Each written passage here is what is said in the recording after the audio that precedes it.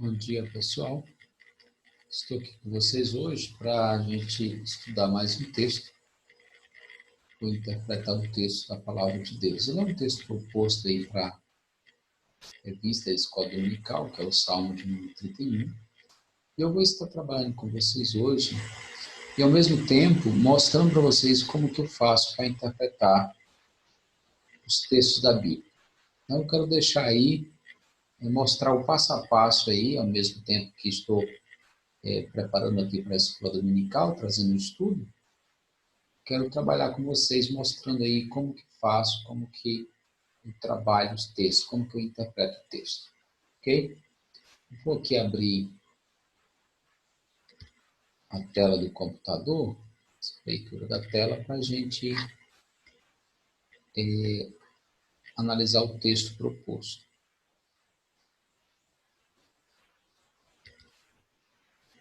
Pois bem, como vocês veem aqui está aqui o Salmo número 31, na versão NVI, a versão internacional. E gostaria de mostrar para vocês como que eu faço para interpretar textos da Bíblia. Como que eu faço para os caminhos, os métodos que eu utilizo para interpretar. Pois bem, é claro que para cada tipo de texto tem um método, um padrão para todos. Observe, nós temos aqui um salmo, o título do salmo diz que é o Salmo de Davi. Esse salmo, ele tem, assim como outros salmos, ele apresenta uma estrutura bem comum, bem fácil de entender. Como vocês veem aqui, os versículos 1, 2 e 3, coloquei aqui de azul, não sei se dá para vocês verem. Nessa parte aqui, nesses 3 primeiros versículos, o salmista ele faz aqui, nós chamamos de apelo. É o momento em que o salmista, ele apresenta-se ao Senhor, ele entroniza ali, né, diante do Senhor, ou melhor dizendo, ele se achega ao Senhor. E ele diz: em ti, Senhor, me refugio, não seja eu jamais envergonhado. Livra-me por tua justiça, inclina-me os ouvidos e livra-me depressa. Sê generoso, sê o meu castelo forte, cidadela fortíssima que me salva. Porque tu és a minha rocha, minha fortaleza, por causa do teu nome tu me conduzirás e me guiarás.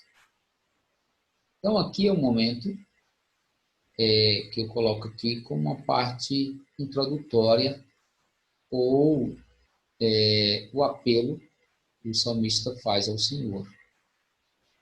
Depois, observe que vem, a partir do versículo 4 aí, o desenvolvimento ou o corpo aonde o salmista apresenta a sua petição ou o seu pedido, que vai até o versículo 20. O versículo 21 em diante, até o versículo 24, nós chamamos aqui de desfecho, onde ele faz a conclusão,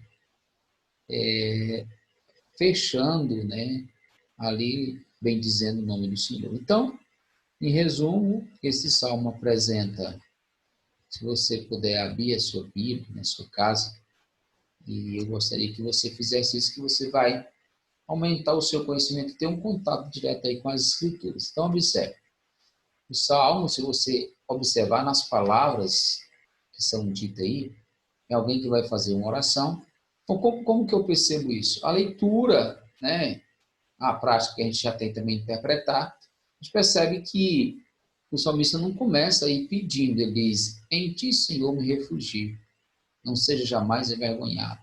Livra-me por tua justiça, inclina teus ouvidos. Ele não está aqui, ele está aqui fazendo uma espécie de, no mesmo tempo que ele expõe o seu problema, mas ele, na sua oração introdutória, ele espera que o Senhor os livre. Depois, o que é comum no Salmo, ele vem fazendo aí as suas petições, que é o corpo, o desenvolvimento do Salmo. Então, ele tem um desfecho, versículo 1 ao 3, observe na sua Bíblia.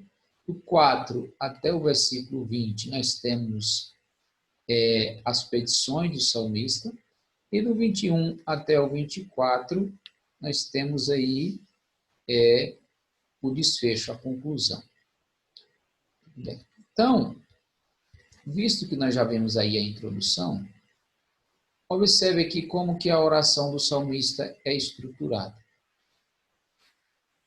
Eu vou diminuir aqui o zoom, se você observar, quase não vai dar para você ver, mas depois eu volto. Se você observar o salmo como um todo, você vai observar que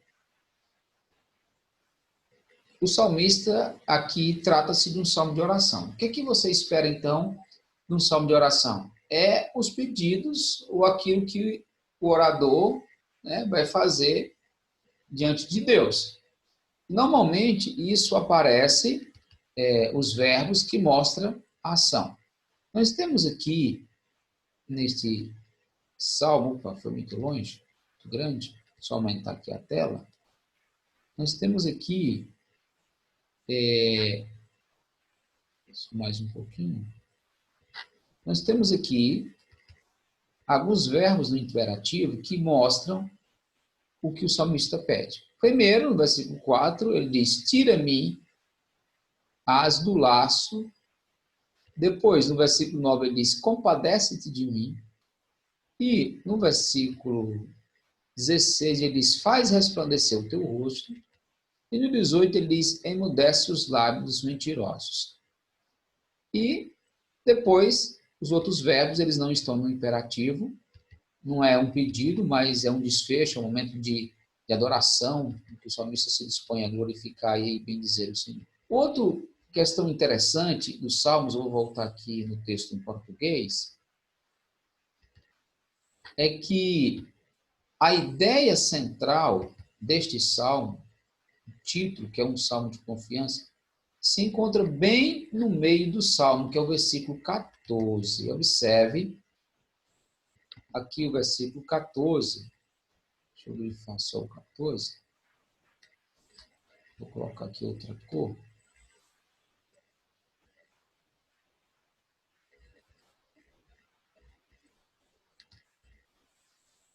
Ele diz, quanto a mim, confio em ti, Senhor.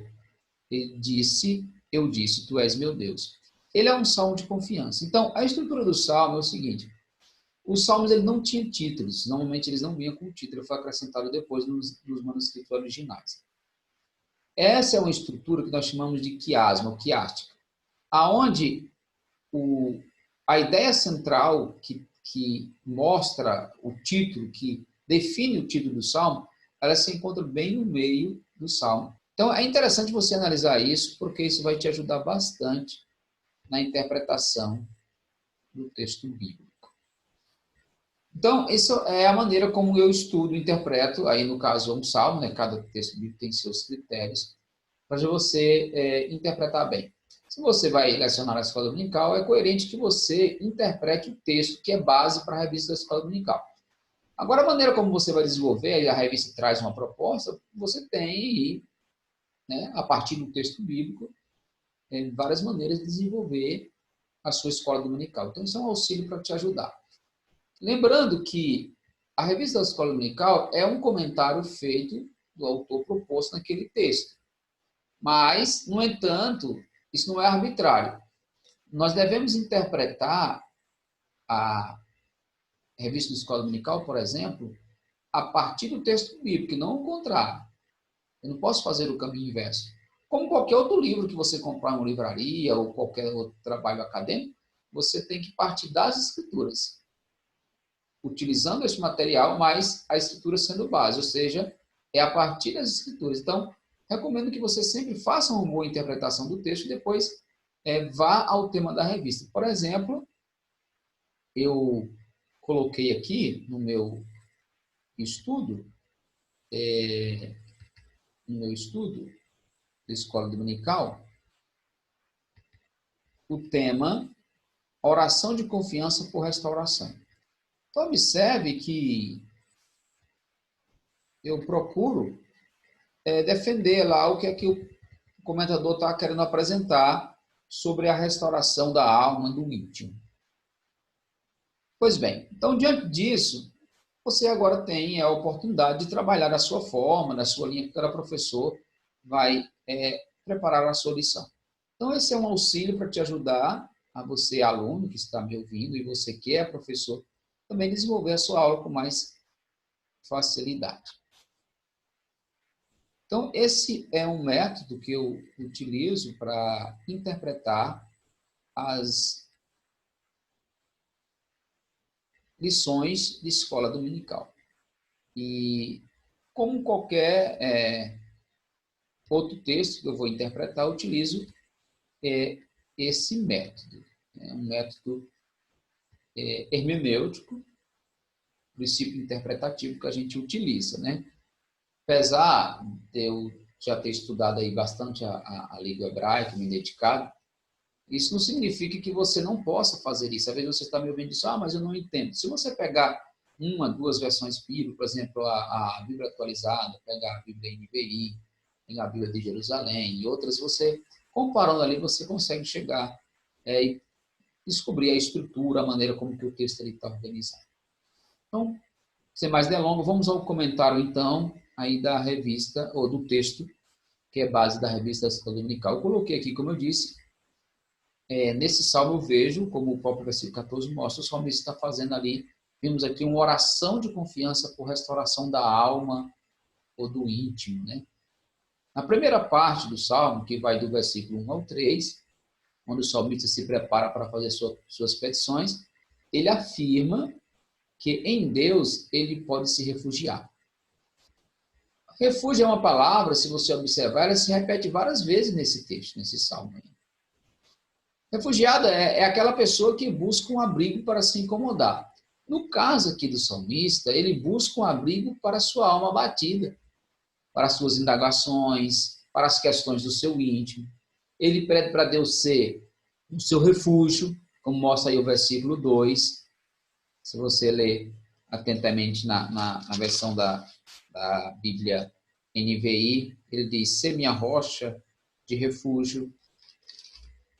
O salmista tem aqui a esperança de refugiar em Deus e tem a esperança de que Deus incline para ouvir seu pedido ou sua oração. Ou seja, o salmista ele quer se refugiar no Senhor. E de que maneira que ele vai encontrar esse refúgio segundo a intenção dele? Deus atentando para a sua oração, inclinando ali para a sua oração. Então, ele crê que Deus fará isso por amor ao seu nome, ou seja, por amor a ele mesmo, como mostra o versículo 3. Por quê? Porque, na linguagem do salmista, Deus é um Deus amoroso que conduz os seus servos em tempos obscuros e difíceis. E, em seguida, temos aí a parte do desenvolvimento do salmo, ele apresenta 3 pedidos. Como eu disse aí, os verbos eles estão no imperativo, e o primeiro verbo que você encontra aí, traduzido aqui no português, é tira-me. Tira-me da armadilha que prepara, pois tu és o meu refúgio. Então, eu coloco aí que o primeiro ponto do salmista, o primeiro pedido do salmista, a primeira petição dele é tire-me a possibilidade de perecer, aqui parafraseando, tire-me a possibilidade de perecer.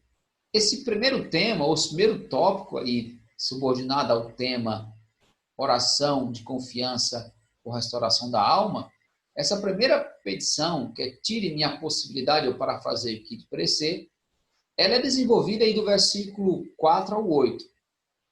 O primeiro pedido, propriamente dito do salmista, é para que Deus tire dele a armadilha.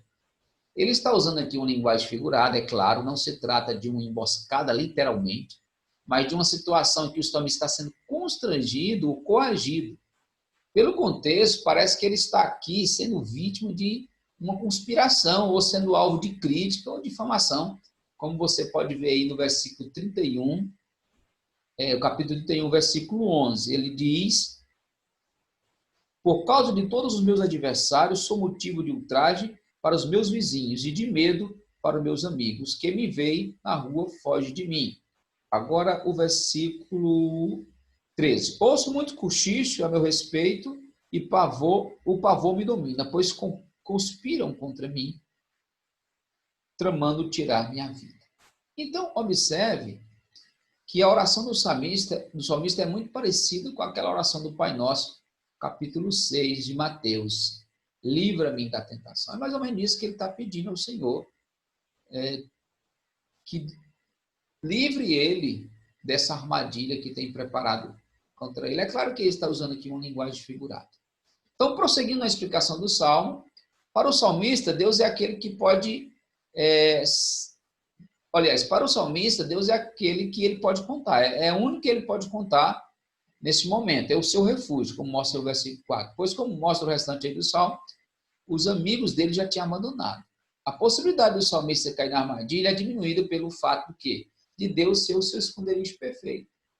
A oração de confiança, ou restauração, ou conforto do íntimo dele, que está aqui amargurado ou triste, ela se demonstra de forma maravilhosa quando o salmista diz no versículo 5, nas tuas mãos entrego o meu espírito. A palavra hebraica aqui para espírito é ruach, que pode ser traduzido também por, dependendo do contexto, pode se referir ao íntimo, ao interior do homem. Nesse caso, o salmo está sendo empregado com o sentido de entrego a ti, Senhor, os meus medos, minhas ansiedades, minhas angústias, ou seja, que o salmista está usando esse sentido figurativo. Enquanto Jesus usou esse mesmo texto, fez essa mesma oração no momento da sua crucificação. Parece que Jesus está usando ali os dois sentidos, tanto figurado como literal. Então, tanto Jesus como o salmista, ou tanto o salmista como Jesus, eles foram vítimas de conspiração, como mostra o versículo 13. No mesmo contexto em que Jesus e o salmista pede a Deus, o Deus da verdade, para tirar ou resgatar ele daquele sofrimento, ou, a palavra certa seria confortá-lo naquele momento tão difícil, porque ambos estão aí se sentindo abandonados. Prosseguindo com a explicação, o salmista parece estar se referindo a uma situação passada. Agora ele compõe o salmo, relembrando o momento difícil que ele viveu. Os verbos aí, conheceste, entregaste, no versículo 7, estão no tempo passado. Depois ele prossegue, chegando no versículo 14, que é o ponto alto, aí, o versículo principal do salmo, ele diz, eu, porém, confio no Senhor. A conjunção aqui, porém, ela contrapõe a confiança do salmista àqueles que se apegam aos ídolos. Ele diz, olha, mesmo passando por tudo isso, por aqueles que são idólatras, eu, porém, ao contrário de tudo isso, essas pessoas eu confio no Senhor. Então, ele exulta com alegria, como mostra o versículo 7. Ele se alegra, ou seja, agora ele canta um hino, depois lembrando tudo que passou, enaltecendo o amor de Deus. Em seguida, ele usa uma conjunção explicativa e por quê. Ele diz, porque viste a minha aflição e conheceste a angústia da minha alma.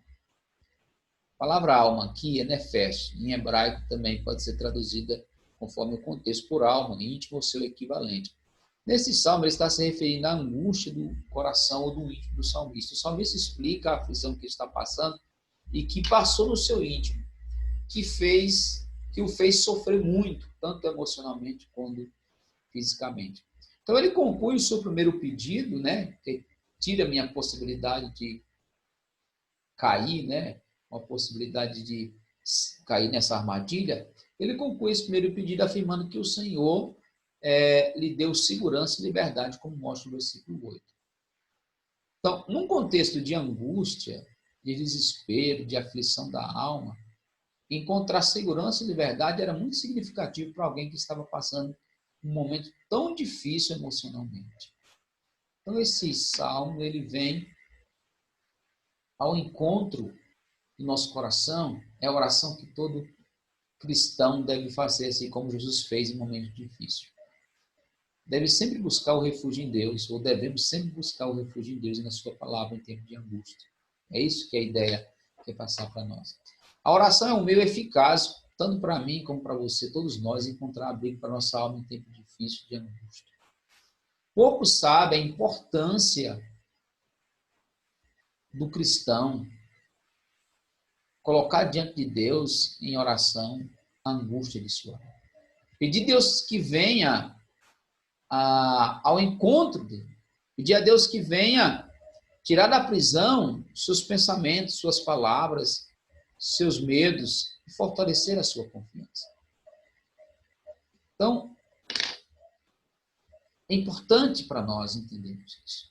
Significativo, sempre em momentos tais como esse, de dificuldade, questões emocionais, momentos difíceis, onde você luta com a sua própria alma.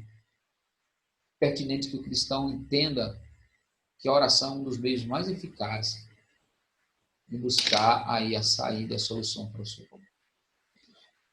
O segundo pedido do salmista se encontra no versículo 9, que vai estruturado aí do 9 até o 15. Ele diz, tem misericórdia de mim. A palavra tem misericórdia de mim, que é um grito de desespero do salmista. Apesar de não existir o verbo ter, ele está subentendido, visto que o verbo ele é muito específico da nossa língua, tanto no inglês como no grego, no hebraico. Então, o sentido da tradução aqui é que a palavra misericórdia, ou ser misericordioso, é um verbo que está no imperativo, visto que é possível essa colocação na nossa língua, onde o salmista diz, tenha misericórdia de mim, o Senhor. O ponto alto da oração do salmista se encontra nesse tema. É nesse segundo ponto que o salmista realmente coloca o seu coração diante do Senhor e dá um grito de misericórdia. Ele diz que está desesperado, que tristeza, angústia é assumir a sua alma. São palavras que ele utiliza aqui para mostrar o desespero do seu coração, de sua alma. Ele diz que perdeu a visão, o vigor, o apetite, como mostra aí o versículo 9. Ele está emocionalmente abalado, quando ele diz que os seus ossos se enfraqueceram. Ele está usando aqui uma figura de linguagem, o qual mostra a intensidade do seu sofrimento, tanto no sentido físico como emocional. Ele está totalmente abatido, como mostra o versículo 10. As razões pelas quais o salmista aqui se encontra tão emocionalmente abalado, como mostra aí o versículo 13, é porque conspiraram contra ele. E em razão disso, todos à sua volta estão contra ele, e não se importa com o seu sofrimento. E isso faz com que ele se sinta mais e mais abatido. Quando nós chegamos no versículo 14, temos aí a expressão mais, que é a conjunção adversativa contrária, que mostra que mesmo diante daquele sofrimento, mesmo diante desse momento tão difícil, ele mantém a sua confiança em Deus, o qual aponta aqui o tema principal do Salmo, que é uma oração de confiança por restauração da sua alma do Senhor. E ele acrescenta aí no versículo 15, tu és o meu Deus, o meu futuro está nas tuas mãos. Um pedido que não deve faltar em nossas orações, principalmente em tempos de angústia da nossa alma. Somente quando nossa alma se encontra abatida, que é rogar a Deus e pedir a sua misericórdia. Sabemos muito das nossas crises emocionais. Temos consciência de que elas estão relacionadas com a nossa natureza pecaminosa. Que o pecado do nosso coração, ele cega o nosso entendimento, nossa visão de entendimento de mundo, da vida e da palavra de Deus. Por isso devemos rogar sempre a Deus para ter misericórdia. Porque sabemos que, se não fosse a sua misericórdia, nós seríamos consumidos. Porque reconhecemos a nossa natureza e sabemos que a maioria das fontes dos nossos problemas estão originados sobre a nossa natureza pecaminosa, a maneira como vemos e interpretamos o nosso mundo e as coisas à nossa volta. Então, após rogar pela misericórdia de Deus, devemos expor nosso coração na presença de Deus, expor nossas mazelas, detalhar realmente aquilo que nos incomoda, expor sem cerimônia aquilo que está dentro do nosso coração. Foi isso que o salmista fez. O outro pedido do salmista aí se encontra no versículo 16. Atenta para a minha situação. Estou colocando aqui, parafraseando, quando ele diz aí, faz o teu rosto resplandecer sobre mim. A expressão faz o teu rosto resplandecer, no versículo 16, aparece muito na Bíblia quando alguém buscava o favor do rei ou entrava na sua presença sem ser convidado. Caso o rei não olhasse ou virasse o rosto em direção a essa pessoa, ou virasse o contrário, tal pessoa poderia ser morta. Caso o rei recebesse com o rosto alegre, significava que não só ouviria essa pessoa, que ela não morreria, mas que atentaria para a sua questão. que o salmista usa uma expressão típica dessa época. Ele pede para Deus não permitir que ele seja humilhado, aí no versículo 17. Esse é o motivo do seu clamor. Não só isso, mas que os conspiradores eles sejam punidos. Ele usa a palavra aqui, Sheol, em hebraico, ao qual mostra o estado forte de humilhação que os ímpios devem ser submetidos por desrespeitar ou desonrar ou conspirar contra o justo. Ele pede que eles sejam silenciados, porque são arrogantes com o justo, diz ele no versículo 18. Em seguida, o salmista faz aí uma declaração de glorificação. Diz, como é grande a tua bondade. Ele fala que o Senhor protege. Ele usa termos como abrigo de sua presença, uma forte expressão que mostra sua confiança em Deus, como mostra aí o versículo 19. Devemos pedir a Deus que, segundo a sua vontade e seu amor, a sua bondade, elimine o mal, a doença, o medo, qualquer coisa que tenha afligido nosso coração. Devemos pedir a Deus que Ele não permita que o mal pendure sobre nossa vida, que Ele traga a solução, que Ele traga o escape para esse momento delicado que a gente está passando ou vivendo. Então, uma oração de confiança por restauração da alma envolve colocar nosso coração diante de Deus em oração e pedir que o Senhor elimine este mal, este medo, essa depressão, esse sentimento ruim. É isso que todo cristão deve fazer. Eu lembro que um dos meus professores sobre os livros sabenciais, sobre a poesia, ele sempre dizia que os salmos são textos que nós devemos fazer em forma de oração. E isso é um texto, esse é um livro que todos aqueles que têm passado por um momento tanto físico como emocional devem orar diante do Senhor. O restante do salmo que eu coloquei como desfecho, do 21 ao 24, o salmista aqui, ele bendiz ao Senhor. Porque o Senhor se mostrou maravilhoso, porque o seu amor é grande, que ele passou um momento tão difícil. Ele usa aí a expressão cidade cercada, não se referindo ao sentido literal, mas quando ele se encontrava sem saída, ou seja, totalmente cercado, onde ele não via uma solução para o seu problema, para a sua alma, para o seu coração. E ele coloca aí diante do Senhor o seu coração e a sua vida, bendizendo, glorificando a Deus por esta restauração, por aquilo que Deus fez, por Deus ter restaurado as suas forças nesse momento tão difícil. E ele termina o pedido, aí como mostra o versículo 16, pedindo que os ouvintes amem o Senhor. É claro, fala aqui ouvinte porque seria um salmo para ser cantado, como esse salmo é um salmo que era cantado, né, na liturgia do culto, na sinagoga. Como o próprio diz que é o mestre de canto, estava entre os preferidos, os selecionados. Ele pede também no versículo 4 que possamos nos fortalecer nesse Senhor, que devemos amar e neles encontrar força. Então, diante de tudo isso, a gente conclui, fazendo essa conclusão, que uma oração de confiança por restauração da alma envolve um pedido a Deus para que Deus tire-nos da possibilidade de cedermos à tentação, de ceder ao mal. Também envolve um pedido de misericórdia, um clamor de misericórdia, um reconhecimento da nossa natureza pecaminosa e que precisamos da graça do Senhor. E também envolve um pedido, mais do que nunca, né? Roga ao Senhor que Ele vire o seu rosto para nós, ou seja, que Ele venha nos tirar dessa situação, que Ele se atente para a nossa questão. Então, diante disso, o que esse texto tem a ver comigo e com você? Primeiro, busque refúgio para a sua alma em Deus, através da sua palavra. Busque refúgio para as questões da sua alma, através da palavra de Deus. Primeiro, orando. Depois, lendo a palavra, buscando orientação nela, para você saber como lidar com essa depressão, com essa crise que você tem enfrentado, com esse medo, com esse pânico que você tem, com esse mal que tem afligido a sua vida. Procurando conhecer na palavra de Deus as raízes mais profundas do seu problema, que é da sua natureza pecaminosa. sabendo que Deus é o refúgio para a sua alma e para o seu coração. Segundo, clame por misericórdia a Deus. Diga a Ele que você reconhece a sua natureza pecaminosa, que você é falho, que você realmente tem uma visão distorcida da realidade.